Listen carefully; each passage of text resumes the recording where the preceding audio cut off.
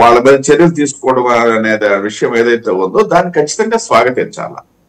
బహుశా నేను నాకున్న సమాచారం మేరకు వారు ఆ ప్రకటన చేసిన కొద్ది సమయంలోనే మీరు ఇప్పుడు ప్రస్తావించినటువంటి మేము పోస్టులు చేస్తాము అని చెప్పేసి ప్రస్తావనలు కూడా ఎక్కువయ్యాయి. గతంలో కూడా మాట్లాడుతున్నారు. స్వేచ్ఛ ఇప్పుడు మీడియాలోను సోషల్ మీడియాలోను వారి తాలూకు భావ వ్యక్తీకరణ అనేది ఖచ్చితంగా వ్యక్తుల తాలూకా స్వేచ్ఛ. వాళ్ళు రాజకీయ క్షేత్రంలో పనిచేసిన వాళ్లే కాదు, భావ వ్యక్తీకరణకి సాధారణ మానవునికి కూడా ఉన్నటువంటి అదొక స్వేచ్ఛ. భారతదేశంలో రాజ్యాంగం ఇచ్చినటువంటి స్వేచ్ఛ కాదన్నమాట. దాన్నే వాళ్ళు ప్రస్తావిస్తున్నారు. కాకపోతే ఆ ప్రస్తావన అర్హత ఉందా లేదా అనేది ఇక్కడ మనం చర్చించాలి, లేకపోతే ప్రజలు ఆలోచించాలా. ఎందుకు అనేసి అంటే ఇప్పుడు రోజా గారే డెఫినెట్ గా ఒక మహిళగా రాజకీయాల్లో మహిళ రాణించడం అనే యాంగిల్లోను సరే, వారి సినిమా జీవితము లేకపోతే టీవీ జీవితము అవన్నీ వేరు. మళ్ళీ దాంట్లో కొన్ని వివాదాలు ఉంటాయి సహజంగా, అది కామన్ థింగ్ అది. బట్ రాజకీయంగా రాణించడం అనేది మనం వారిని అప్రిషియేట్ చేయొచ్చు. కానీ రాజకీయంలో కూడా గతంలో మీడియా ముందు మాట్లాడుతూ వారు చేసినటువంటి సంఖ్యలు అంటే ప్రతిపక్షం వాళ్ళని రెచ్చగొడుతూ చేసినటువంటి బూతు సంఖ్యలు బూతు మాటలు కూడా ఉన్నాయి. అవి మర్చిపోతే ఎట్లా? ఇవాళ పత్తిత్తు కబుర్లు ఆడితే ఎట్లా? కాదు కదా, కరెక్ట్ కాదు కదా అది. మనం ఇప్పుడు నేనున్నాను లేకపోతే నా పార్టీ ఉంది, నేను ముందుగానే మీకు చెప్పడానికి కారణం ఏదో నా పార్టీ గొప్పతనం మీకు తెలియదు అని చెప్పి ప్రజలకు చెప్పడం కాదు నా ఉద్దేశం. నేను ఎందుకు కోట్ చేశానని అంటే నాకు అర్హత ఉంది అని చెప్పేసి చర్చ ద్వారా నేను తెలియచేయడం నా ఉద్దేశం. నా పార్టీకి అర్హత ఉంది. నేను ఇవాళ వైసీపీ నాయకులకు కానీ లేదా సోషల్ మీడియాలో అడ్డగోలు పోస్టులు పెట్టే బూతు సాహిత్యాన్ని ప్రచారం చేసే ఏ పార్టీ నాయకులకు కానీ నాకు నేను ఏలెత్తి చూపే అర్హత ఉంది అని చెప్పి ఆ విషయంలో నేను కూడా మీతో ఏకీభవిస్తాను. ఎందుకంటే మీరు కానీ కమ్యూనిస్ట్ పార్టీలు కానీ ఇలాంటి దుస్సంప్రదాయం అయితే మీకు లేదు. సరే, ఏమన్నా ఉంటే విధానపరంగా మాట్లాడుకుంటారు, ఇలా పర్సనల్ అటాక్స్ సోషల్ మీడియాలో లేవు. ఇప్పుడు కమ్యూనిస్టులు కూడా ఈ దేశంలో బద్ధశత్రుత్వాన్ని కలిగి ఉన్నది భారతీయ జనతా పార్టీతోనే. భారతీయ జనతా పార్టీకి ఒకప్పుడు, ఇవాళ లేదులేండి, ఒకప్పుడు ప్రధాన ప్రత్యర్థులు కమ్యూనిస్టులే.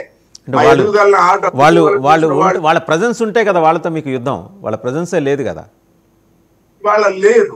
కాబట్టి అది మరి అప్రస్తుతం అయిపోయింది. నేను ఎందుకు చెప్తున్నాను అనేసి అంటే ఎస్, విమర్శ అనేది రాజకీయ పార్టీకి ఉన్నటువంటి ఒక ప్రధానమైనటువంటి అస్త్రము.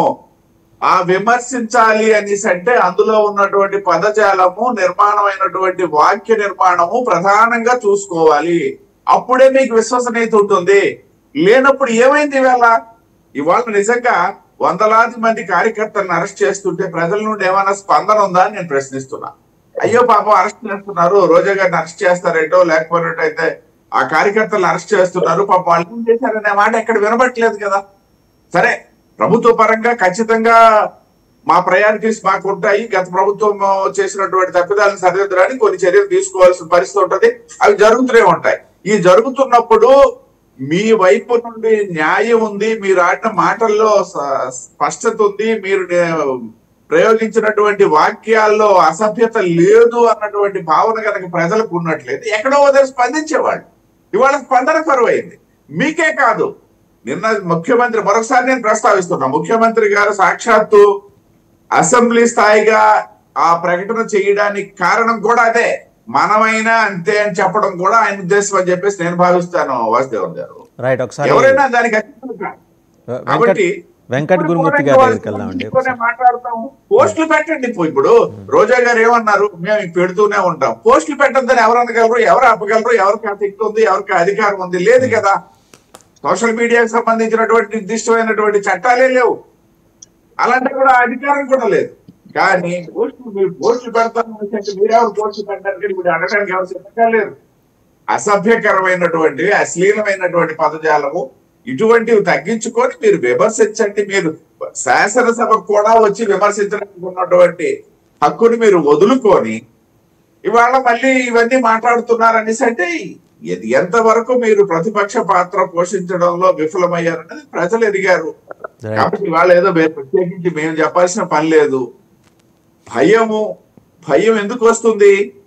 నేను ఒక తప్పు చేసినప్పుడు నాకు భయం అనేది నన్ను వెంటాడుతుంది. ఖచ్చితంగా ఇది మానవ సహజం, ఏ మానవుడికైనా సరే, అతీతుడు కాదు.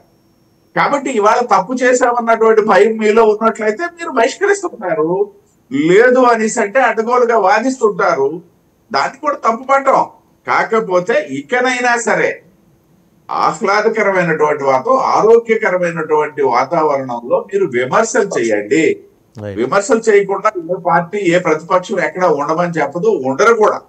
కాబట్టి ఈ నిన్న మొన్న వినబడుతున్నటువంటి ఈ మాటలు ఏవైతే ఉన్నాయో వారు చేసినటువంటి గత చరిత్రలోని తప్పులు కప్పిపుచ్చుకుంటూ మళ్ళీ మేము సచ్చీలను అని చెప్పి ప్రజలకు అప్పీల్ చేయడం లాగే ఉంది తప్పిస్తే అందులో స్వచ్ఛత అయితే లేదు. వాసుదేవన్ గారు రైట్. ఒకసారి వెంకట గురుమూర్తి గారి దగ్గరికి వెళ్దాం. వెంకట గురుమూర్తి గారు,